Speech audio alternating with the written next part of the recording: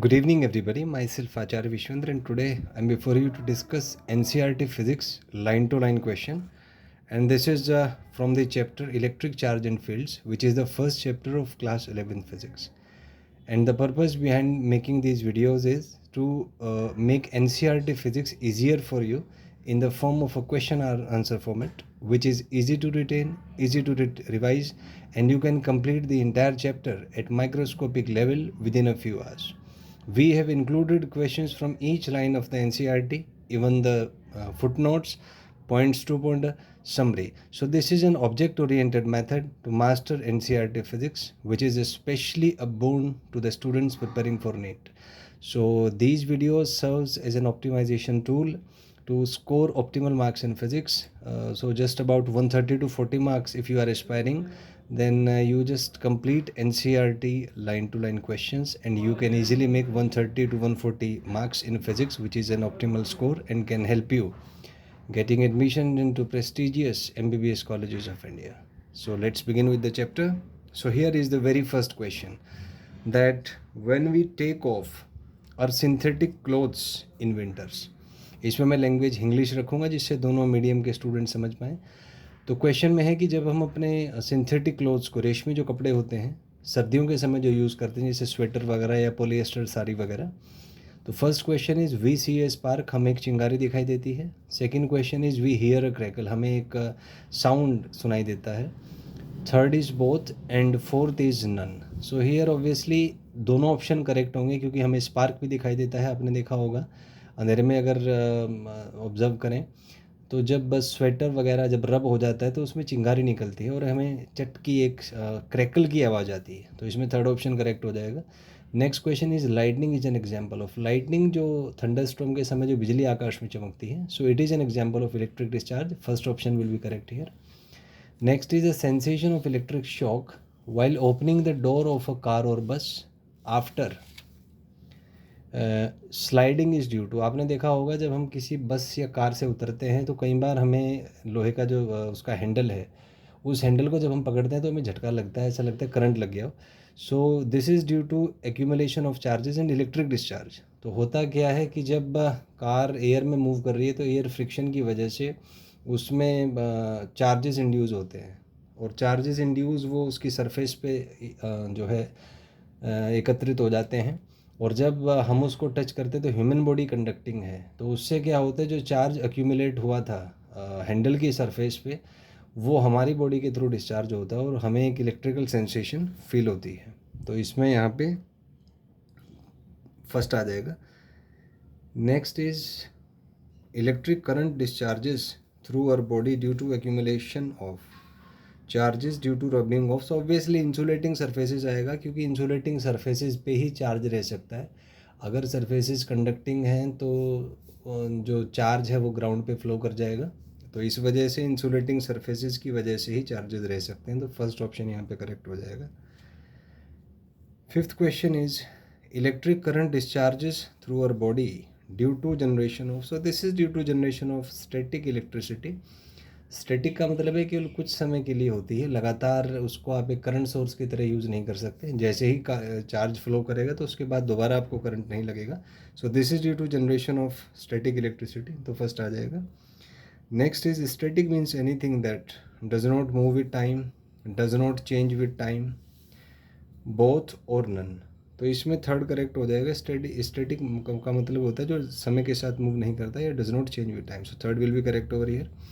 Seventh है electrostatic deals with the study of. So force field और potential इसमें सब आ जाते हैं. So fourth will be correct option over here. Fourth आ जाएगा यहाँ पे. Next is the credit for discovery of the fact that amber rubbed with wool और silk attract light object goes to. So ये साइंटिस्ट थे, Thales of Miletus इसका नाम था. फर्स्ट आ जाएगा. Next is Thales of Miletus belongs to, तो Greece के थे. फर्स्ट आ जाएगा. Next during what time it was discovered that ember rubbed with wool or silk attract light objects. तो ये करीबन 600 BC एक टाइम था. सो थर्ड यहाँ पे आ जाएगा. Next is electricity is coined from. So it is coined from the Greek word electron, electron से निकला है. सो फर्स्ट आ जाएगा. Twelfth is on bringing iron piece of papers near TV screen. So उससे आयरन पीस ऑफ पेपर जब आप TV screen के पास लेके आएंगे तो ये उसको अट्रैक्ट करेगा बिकॉज ऑफ इंडक्शन। तो फर्स्ट आ जाएगा यहाँ पे। नेक्स्ट है in the above question the piece of papers gets attracted to the screen for an instant remains stuck to the screen for a while. So 13th में ये जो है थोड़े समय के लिए इस पर लगा रहता है, remain stuck to the screen for a while, जब तक चार्ज का जो ट्रांसफ़र है वो पूरा नहीं हो जाता और जब तक ये अनचार्ज नहीं हो जाता। तो सेकंड आ जाएगा यहाँ पे। Next is when two glass rods rubbed with wool और silk are brought close together. So obviously यहाँ पे होगा कि जब आप ग्लास रोड को रब करेंगे तो उन पे चार्जेस पॉजिटिव आएंगे और जब उनको आप पास में लाएंगे तो पॉजिटिव पॉजिटिव एक दूसरे को रिपेल करेगा। तो सेकंड ऑप्शन यहाँ पे करेक्ट हो जाएगा, 14th का option number second will be there. Next in the above question two strands of wool और सिल्क। ऑब्वियसली वूल या सिल्क की अगर बात करें तो इन पे चार्ज नेगेटिव होगा, तो ये भी एक दूसरे को रिपेल करेंगे, second will be correct. Next in the above question glass rod and wool और silk shows. Obviously glass rod पे पॉजिटिव और वूल या सिल्क पे नेगेटिव होगा, तो ये अट्रैक्ट करेंगे। So first will be correct over here, first option आ जाएगा। Next question is two plastic rods rubbed with cats fur shows. यहाँ पे भी सेम कॉन्सेप्ट है, प्लास्टिक रोड पे चार्ज नेगेटिव होगा, कैट्स फर पे पॉजिटिव है, तो जो दो रोड्स हैं उन पे चार्जेस का नेचर सेम होगा, सो रिपल्शन आएगा। So second will be correct over here. Next is question number 18। तो यहाँ पे है in the above question plastic rod. Obviously plastic rod और फर पे चार्ज का नेचर अपोजिट है, तो ये अट्रैक्ट करेंगी, सेकंड आ जाएगा। Next in the above question plastic rod and glass rod shows. अब प्लास्टिक रोड पे चार्ज नेगेटिव है, ग्लास रोड पे पॉजिटिव है, तो दोनों में अट्रैक्शन होगा, first will be correct option over here. Next is in the above question plastic rod and wool और सिल्क शोड। तो प्लास्टिक रोड पे भी नेगेटिव है, वुल और सिल्क पे भी नेगेटिव है, इसका मतलब इनमें रिपल्शन होगा, second will be correct over here. Next is if a plastic rod rubbed with fur is made to touch two small pith balls then they show. तो यहाँ पे क्या होगा, प्लास्टिक रोड को जब आप पिथ बॉल से टच करेंगे तो प्लास्टिक रोड का नेगेटिव चार्ज पिथ बॉल में ट्रांसफ़र होगा और उनमें भी रिपल्शन हो जाएगा। So second will be correct over here. Next is in the above process plastic rod and pith balls shows. अब प्लास्टिक रोड पे भी चार्ज नेगेटिव है, पिथ बॉल्स पे भी नेगेटिव है, तो इनमें रिपल्शन होगा, second will be correct over here. Next is a pith ball is touched with glass rod and another pith rod with plastic rod, then this ball shows। तो इसमें हमारा assumption है कि ग्लास रोड को पहले silk से रब किया है, तो इसका मतलब है कि पहले वाले पिच बॉल पे पॉजिटिव चार्ज आएगा और दूसरे वाला जो पिच बॉल है उस पर नेगेटिव चार्ज आएगा, तो इसमें अट्रैक्शन होगा, so first one will be correct over here. Next is the above mention facts were observed, so this were observed in years, fourth आ जाएगा यहाँ पे, fourth option will be correct. Next is the experiments on pith ball suggested. तो obviously two type of charges इससे suggest होते हैं क्योंकि nullify हो जाते हैं, तो फर्स्ट आ जाएगा। Next is in the above question cause of attraction and repulsion is. So इसका कोज है इलेक्ट्रिफिकेशन, क्योंकि उसमें अट्रैक्ट करने की प्रॉपर्टी आ जाती है, so first will be correct over here, 26 का एक आ जाएगा। 27th क्वेश्चन है when glass rod is rubbed with silk. तो ऑब्वियसली दोनों पे चार्ज अपोजिट नेचर का आएगा, एक पे पॉजिटिव एक पे नेगेटिव, ग्लास रोड पे पॉजिटिव और सिल्क पे negative, so second will be correct option here. Next is like charges. तो लाइक चार्जेस एक दूसरे को रिपेल करते हैं, first will be correct here. Next is the property which differentiates the two type of charges. So इसको polarity कहते हैं कि पोलैरिटी क्या है, तो फर्स्ट आ जाएगा। Next is if electrified glass rod is brought in contact with silk with which it was rubbed। So glass rod को अगर आप सिल्क के साथ लाएंगे तो इसमें चार्ज जो इंड्यूस हुआ था वो वापस से ट्रांसफ़र हो जाएगा, तो चार्ज की जो प्रॉपर्टी थी वो फिर लूज़ हो जाएगी, so they no longer attract each other. तो यहाँ पे ये आप समझ गए होंगे कि अगर एक पे पॉजिटिव चार्ज एक पे नेगेटिव है। Let me to elaborate it.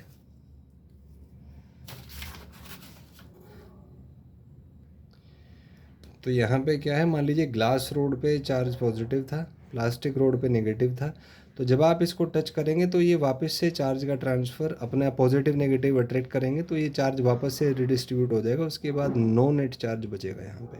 So after that no net charge will be there. तो इस वजह से यहाँ पे इसमें आ जाएगा कि they no longer attract each other. तो second option will be correct over here. Next is question number 31। In the above question the glass rod after in contact with silk. तो अब क्योंकि इसका चार्ज खत्म हो चुका है तो डज नॉट अट्रैक्ट आना चाहिए, do not attract light objects. So 31st में 2 आ जाएगा। 32nd है the charge acquired by bodies after rubbing, charges acquired by bodies after rubbing get lost when they are made in contact. Obviously इसी का example है, first आ जाएगा क्योंकि जैसे ही आप उनको टच करेंगे जो चार्जेस रिडिस्ट्रीब्यूट हुए थे, पॉजिटिव और नेगेटिव चार्जेस, माने एक तरीके से आप कहेंगे एक्स्ट्रा इलेक्ट्रॉन्स जो ट्रांसफ़र हो गए थे तो वापस जो इलेक्ट्रॉन्स है उसको खींच लिया जाएगा और वो नलीफाई हो जाएगा। सो यहाँ पे 32 का भी फर्स्ट आ जाएगा। Next is charge acquired bye rubbing bodies on contact after rubbing neutralises हो जाते हैं, फर्स्ट आ जाएगा। Next is charges are named negative and positive obviously because they nullify each other. So first will be correct option here, first आ जाएगा। Next is question number 35. So it is that charges were named negative and positive. तो ये Benjamin Franklin ने दिए थे, so first option will be correct. Next is Benjamin Franklin was so Benjamin Franklin जो थे वो एक अमेरिकन साइंटिस्ट थे, तो यहाँ पे सेकंड आ जाएगा। Next is the philosophy in naming charges as in positive and negative is obviously क्योंकि ये positive and negative can add up to 0, तो 37 में फर्स्ट आ जाएगा। Next is positive charge exist on glass rod cats for both none, तो दोनों पे हो जाएगा। अच्छा, यहाँ पे एजम्पशन है कि ग्लास रोड को हमने सिल्क से रब किया, प्लास्टिक रोड को फर से रब किया। Next is negative charge exist on, तो इसी का एग्जाम्पल है, तो प्लास्टिक रोड और सिल्क दोनों पे चार्ज नेगेटिव होगा। And we assume that glass rod को हमने सिल्क से और प्लास्टिक रोड को फर के साथ रब किया है। So third will be correct over here. So 39th में थर्ड आपका आ जाएगा। Question number 40। If an object passes possesses an electric charge it is said to be, obviously इसको इलेक्ट्रीफाइड कहते हैं, तो फर्स्ट आ जाएगा। Next is if an object has no charge it is said to be, तो इसको neutral कहा जाता है, तो यहाँ पे सेकंड आ जाएगा 41st में। Then is in olden days electricity and magnetism were treated as, तो इनको सेपरेट सब्जेक्ट माना जाता था पहले, सो 42nd में सेकंड आ जाएगा। 43rd electricity dealt with charges on, तो ग्लास रोड पे जैसे चार्ज है, कैट्स फर पे है, बैटरी है, लाइटनिंग है, तो ये सारे जो डायमेंशंस थे ये इलेक्ट्रिसिटी के अंदर पड़े जाते थे, तो फोर्थ आ जाएगा इसमें। 44th is magnetism dealt with, तो मैग्नेटिज्म जैसे मैग्नेट्स का इंटरेक्शन हो गया, आयरन फाइलिंग्स का हो गया, कंपास निडल्स हो गए, तो ये सब मैग्नेटिज्म के अंडर आते थे, तो इसमें ऑल आ जाएगा, fourth will be correct. Next is who first found that compass needle is reflected by passing electric current in near by wire, तो ये जो है डेनिश साइंटिस्ट थे ओरस्टेड के नाम से, इन्होंने ही सबसे पहले ऑब्जर्व किया था कि जब आप एक वायर में करंट फ्लो कराते हैं तो उसके पास में जो मैग्नेटिक निडल रखा है वो डिफ्लेक्ट होता है, एंड यहीं से फिर जो मैग्नेटिक फील्ड का जो कॉन्सेप्ट है यहीं से इंट्रोड्यूस हुआ था।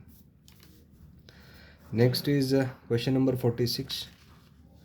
सो the above observation was made in the year, so ये जो ऑब्जर्वेशन है आपका ये 1820 में हुआ था, सो first is correct. Next is Ampere and Faraday supported the above observation by saying that तो एम्पियर और फेराडे ने इसको सपोर्ट किया। एम्पियर इन्होंने जो स्टेटमेंट दिया था that electric charges in motion produces magnetic field, ये एम्पियर का था, and moving magnets generates electricity, ये इलेक्ट्रोमैग्नेटिक इंडक्शन के लॉ हैं बेसिकली, तो वहाँ से आया था। सो बोथ ऑप्शन यहाँ पे करेक्ट हो जाएगा। सो 47th में third will be correct. Next is 48th question. It is the unification of electricity and magnetism were achieved by Scottish physicist Maxwell, Dutch physicist Lorentz, both or none. तो इसमें यहाँ पे इन दोनों का ही काम था, मैक्सवेल का भी, हालांकि मैक्सवेल ने अपने इक्वेशंस दिए थे उसमें, और इसमें लॉरेंस का भी काम था। So fourth will be correct here. Next is sorry fourth नहीं, थर्ड आ जाएगा इसमें, 48 में थर्ड विल बी करेक्ट क्योंकि बोथ का काम था। 49th है the interdependency of electricity and magnetism is expressed as. तो इसको एक पूरी ब्रांच हमने मान लिया electromagnetism. So first is correct over here. Next is most of the phenomena occurring around us can be described under, so obviously it's under electromagnetism, second will be correct over here. Next is virtually most of the forces that we can think of have their origin, तो ज़्यादातर forces electromagnetic origin के होते हैं, वो चाहे nuclear tension हो आपका, चाहे वो नॉर्मल रिएक्शन हो, वेट हो, फ्रिक्शन हो, इवन आपके सेल्स के अंदर जो बायोलॉजिकल लिविंग बींग्स हैं उनके सेल्स के अंदर जो रिएक्शंस हो रहे होते हैं उनमें भी जो फोर्सेस हैं वो इलेक्ट्रोमैग्नेटिक ओरिजिन के ही होते हैं। तो यहाँ पे फर्स्ट आपका करेक्ट हो जाएगा। Next question is question number 52 and it says that origin from electromagnetism exist in, तो जैसे कि मैंने कहा ऑल आ जाएगा, fourth will be correct over here. Next is electromagnetic force is one of the fundamental force in nature, no तो ये fundamental होता है, वन आ जाएगा। लॉन्ग रेंज होता है और फंडामेंटल है, first will be correct. Next is Maxwell's equation play same role in electromagnetism as played by Newton's equation in mechanics, obviously Newton's equation आएगा, फर्स्ट आ जाएगा यहाँ पे। Next is Maxwell argued that light is an electromagnetic wave and speed can be calculated by making pure electrical and magnetic measurement। इसको थोड़ा सा मैं समझाऊंगा आपको बाद में। आप जब इलेक्ट्रोमैग्नेटिक वेव्स वाला चैप्टर पढ़ेंगे तो किसी भी मान लीजिए वैक्यूम की हम बात करें तो वैक्यूम में जो लाइट का स्पीड है it is related to the magnetic permeability and electrical permittivity of the medium by the equation C is equals to one by root mu naught E naught. वहीं पे अगर हम किसी मीडियम की बात करें तो यहाँ पे इक्वेशन आ जाएगा one by root mu into E. Mu is the permittivity and E is the is the permittivity and mu is the permeability of the medium. यहीं पे हम एक चीज़ और डिफाइन करें कि अगर रिफ्रैक्टिव इंडेक्स n है तो ये होता है आपका C/V। तो यहाँ से अगर आप रेशो देखें तो ये आएगा 1/रूट म्यू नॉट ई नॉट और ये ऊपर चला जाएगा रूट म्यू इंटू ई। तो इसको अगर आप सॉल्व करेंगे यहाँ से आपका जो रिफ्रैक्टिव इंडेक्स है वो आ जाएगा root mu epsilon by mu naught E naught. अब म्यू बाई म्यू नॉट को आप कहते हैं relative permeability, E by E naught relative permittivity. So यहाँ से एक और रिलेशन आया था कि रिफ्रैक्टिव इंडेक्स, रिलेटिव परमिएबिलिटी और रिलेटिव परमिटिविटी के बीच में क्या रिलेशन है, तो ये इन्होंने दोनों स्टेटमेंट्स कहे थे। तो यहाँ से मैक्सवेल ने जो आर्गूमेंट किया था that light is an electromagnetic wave and its speed can be measured calculated by pure electrical and magnetic measurement। तो इलेक्ट्रिकल मेजरमेंट से मतलब एप्सिलॉन से था, मैग्नेटिक मेजरमेंट से मतलब म्यू से था। सो दोनों करेक्ट हो जाएंगे, इसलिए third will be correct over here. So 55th question में थर्ड वाला यहाँ पे करेक्ट हो जाएगा। नेक्स्ट है 56। So Maxwell claim that science of optics is intimately related to electricity and magnetism, तो दोनों ही हैं, तो थर्ड आ जाएगा यहाँ पे 56 में, third will be correct. Next is the foundation of modern technological civilisation is science, दोनों ही हैं, इलेक्ट्रिसिटी और मैग्नेटिज्म दोनों पे बेस्ड है। So it is the science of electricity as well as science of magnetism. So यहाँ पे third will भी करेक्ट हो जाएगा। सो 57 में थर्ड करेक्ट है। 58 है electrical power, telecommunication, radio and television are based on, obviously science के प्रिंसिपल पे बेस्ड है, first one will be correct over here. Next is charge particles in motion exert, तो मोशन में है चार्ज पार्टिकल्स तो दोनों ही फोर्स एग्जर्ट करेंगे, इलेक्ट्रिक और मैग्नेटिक दोनों। सो थर्ड यहाँ पे करेक्ट हो जाएगा, third will be correct. Next है 60th में in a frame where all charges are at rest forces are, तो अगर सारे ही चार्जेस रेस्ट में हैं तो फोर्सेस सारे इलेक्ट्रिकल फोर्सेस होंगे, तो फर्स्ट यहाँ पे करेक्ट हो जाएगा।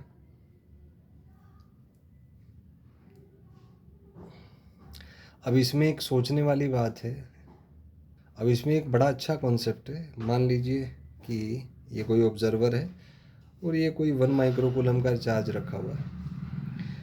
मान लीजिए ये ऑब्जर्वर 1 है और यहाँ पे इसके नीचे कहीं ऑब्जर्वर 2 है, तो ऑब्जर्वर 1 रेस्ट में है और ऑब्जर्वर 2 मान लीजिए किसी वेलोसिटी v से मूव कर रहा है, मान लीजिए 10 मीटर पर सेकेंड। अब अगर इसके फ्रेम से देखें तो ये रेस्ट में है, तो मतलब ओवन से देखने पे ये जो चार्ज है ये केवल इलेक्ट्रिक फील्ड एमिट कर सकता है अपने आसपास के चार्ज से इंटरेक्ट करने के लिए। लेकिन अगर ऑब्जर्वर 2 के फ्रेम ऑफ रेफरेंस से देखें तो इसके अकॉर्डिंग ये 1 माइक्रोकूलम चार्ज पीछे भाग रहा होगा, ये मान लीजिए 10 मीटर पर सेकेंड से, तो इसके फ्रेम ऑफ रेफरेंस में ये मूव कर रहा है। तो इसका मतलब ये जब इंटरेक्ट करेगा अपने आसपास के चार्ज से, वो इलेक्ट्रिक फील्ड और मैग्नेटिक फील्ड दोनों के थ्रू ही इंटरेक्ट करेगा। और असल में रियलिटी है कि इलेक्ट्रिक और मैग्नेटिक फील्ड जो फ्लक्चुएशंस हैं वो क्वांटम फील्ड्स का ही फ्लक्चुएशन है। Sometimes it is seen as electrical thing and sometimes as a magnetic field.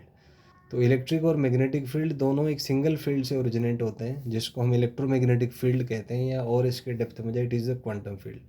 और यही वो क्वांटम फील्ड है जो पूरे स्पेस में है, which explains that why electromagnetic forces are long range forces, क्योंकि स्पेस टाइम का वो पूरे यूनिवर्स को कवर करता है। तो यहाँ पे ये इसमें बहुत अच्छा कॉन्सेप्ट है। सो हम कह सकते हैं कि अगर सारे चार्जेस रेस्ट में हैं तो जो मेजरमेंट्स होंगे वो प्योर इलेक्ट्रिकल होंगे। सो यहाँ पे first will be correct option over here. Next is gravitation forces. Obviously long range force होता है क्योंकि इन्फिनिटी तक एक्सटेंड करता है। सेकंड हो जाएगा 61st का। Then is 62, it is effect of gravitation forces is experienced only when distance is small, distance is large, both. तो ये तो इफेक्ट इसका होगा ही क्योंकि लॉन्ग रेंज फोर्स है तो इसी का एप्लीकेशन है, इसलिए ये लॉन्ग रेंज फोर्स होता है। सो थर्ड आ जाएगा। आप देखें इसमें कि जो अर्थ है why it is rotating revolving around the sun, so it's because of gravitation. Why planets move around the sun? It is because of the electromagnetic forces. So it is very effective. That's why it is capable to rotate the planets around the sun, or in fact the entire galaxy is in rotation about the center, which is the black hole itself. So it is the gravity which keeps on moving the planets, the moons, the satellites, the galaxies, and everything is moving because of the gravitation fields. Next is electric force is weaker than gravitation forces. It is very stronger. In fact, if we take the magnitudes of electric and magnetic field in an electromagnetic wave, it comes out to be of speed of light. So that is, it is very stronger. So, but here I think, yeah, it is weaker. It's a relative. Sorry, it's a relative comparison between gravitation force. So electrical forces dominates in general life. I was assuming that a magnetic field is bigger. So it's stronger than the gravitation force. Second will be correct over here. Next is gold leaf electroscope is an apparatus to detect. Obviously, it's for detecting the charges on a body. So second will be correct over here. Next is question number 65. So here is that a gold leaf electroscope consists of, so all of these are the components of gold leaf electroscope, whether it's a vertical metal rod, it is a box or gold leaves. So all will be correct over here. So fourth will be correct.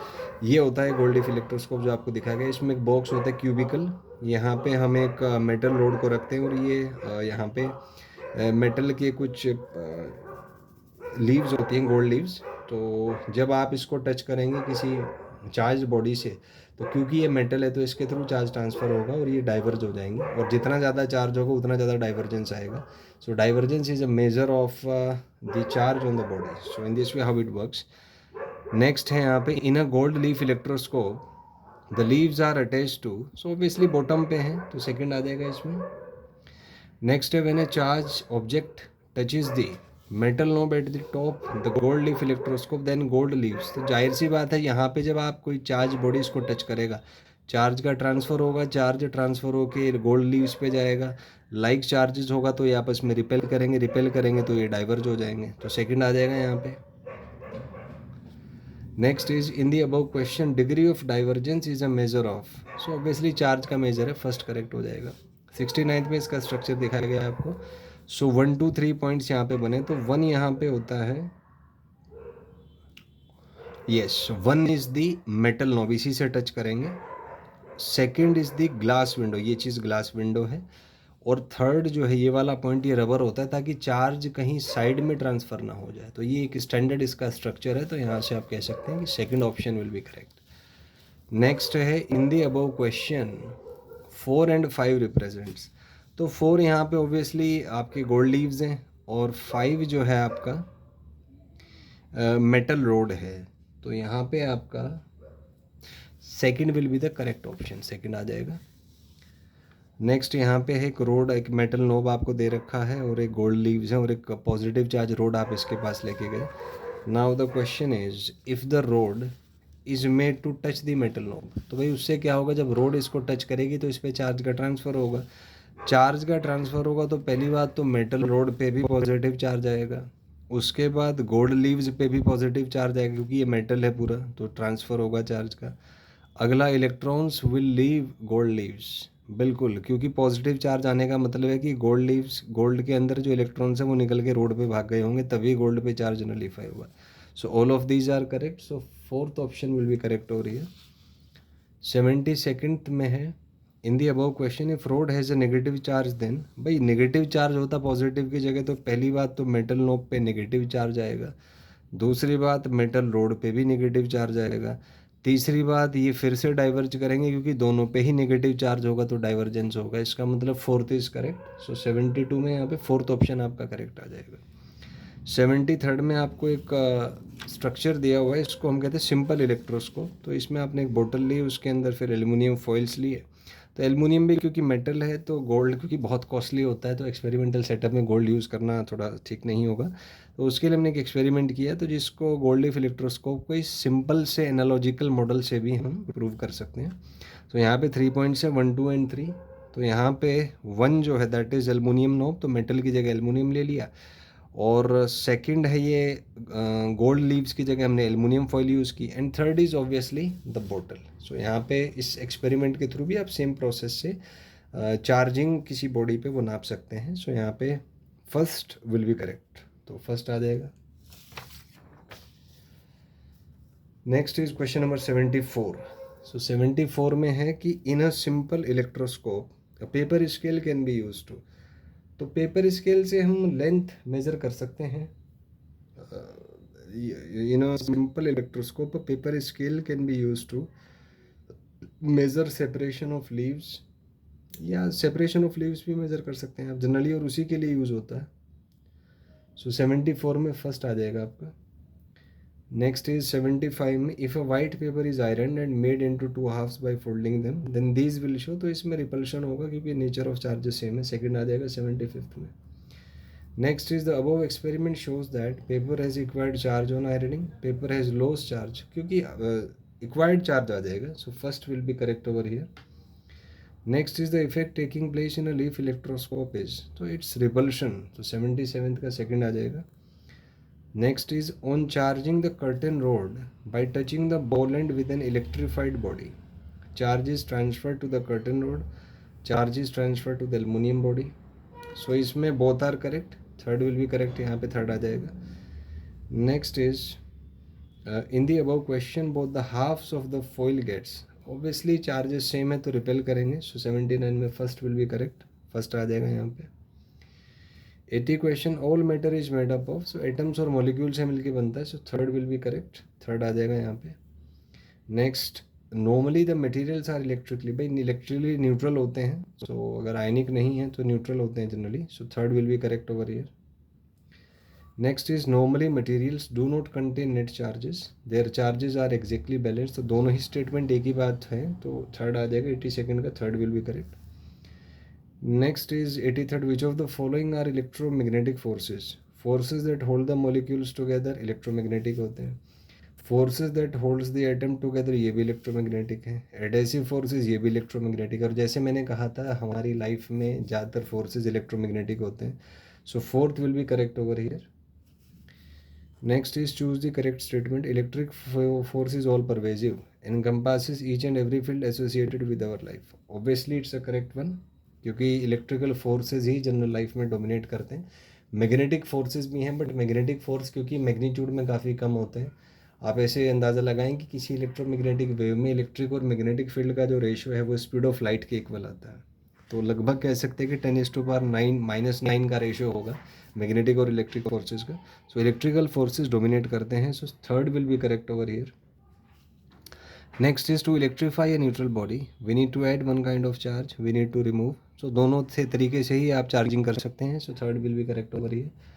Next is when we say that a body is charge we refer to, obviously we refer to the excess of the charge और the deficient of the charge. So third will be correct over here, क्योंकि हम केवल access charge की बात करते हैं, क्योंकि as a whole तो एटम न्यूट्रल ही होता है, तो उस पर जो चार्ज है हम एक्सेस की बात कर रहे हैं, क्योंकि पॉजिटिव नेगेटिव नलीफाई कर देंगे एक दूसरे को, तो इसमें हम एक्सेस या डेफिशिएंसी की बात करते हैं. So third will be correct. Next, in solids charge which are transferred from one body to another. So obviously electrons की वजह से ये ट्रांसफ़र होता है. इसको हम नेक्स्ट वर्कशीट में डिस्कस करेंगे. तो यहाँ पे हमने क्वेश्चन नंबर 1 से 86 डिस्कस की, एनसीईआरटी क्लास 12th फिजिक्स, और उसका first chapter electric charge and fields. And the purpose behind making this video is to make NCERT easier to you and in the form of a question answer session, so that you have better retention capacity. And just use this video and share your feedback with us. Thank you and have a nice day.